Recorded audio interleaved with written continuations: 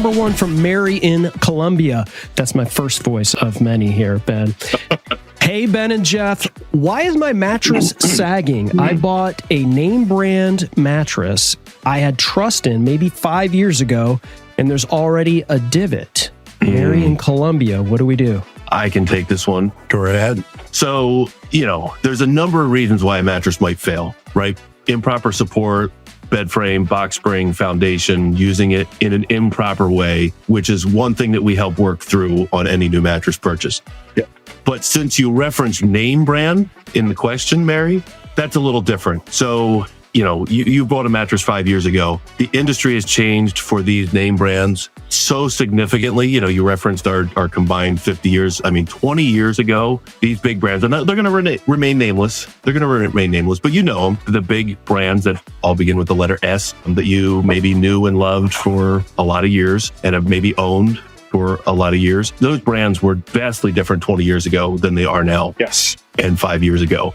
Those brands used to be independently owned, or mattresses made in independently owned facilities that actually cared about making a quality bed with quality components, quality foams, quality fibers, quality coils and springs, beds that were handcrafted by people, right? Nowadays, these big brands are owned by mega corporations that have lots of C-level executives that tend to prioritize profits over product. And unfortunately, what tends to happen, again, these brands because they still pump advertising, they flood the marketplace with advertising. But unfortunately, to pay for that large marketing budget and look good on paper, the product suffers. So when you're looking at a mattress that, you bought 5 years ago and it's 16 inches thick, it may feel nice and fluffy and soft and comfortable and supportive or whatever for a short period of time or when you first get it. But then those cheaper materials, the cheaper fibers and fabric layers and materials, foams, padding, they break down over time. And now you're in a mattress that has a 2-inch indentation, where 20 years ago, that same mattress was made with quality components and lasted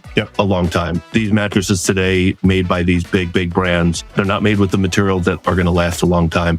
That's why we prioritize here at Gardner's. You won't even recognize most of the brands in the showroom. We have products made by independent retailers where we can actually go to and actually dictate or suggest what's in the product. Create. Yeah, these mattresses right here behind us. Yep, our criteria were designed by us. Yeah, with the materials we wanted in them. Yeah, I was picked on in the show for possibly not being able to answer a question in a short time frame, and Ben just went 5 minutes. I did. So I can't not say that, everybody. Yeah, but I love how you called him out on that. That's beautiful. Yeah, I'm going to call him out. But anyway.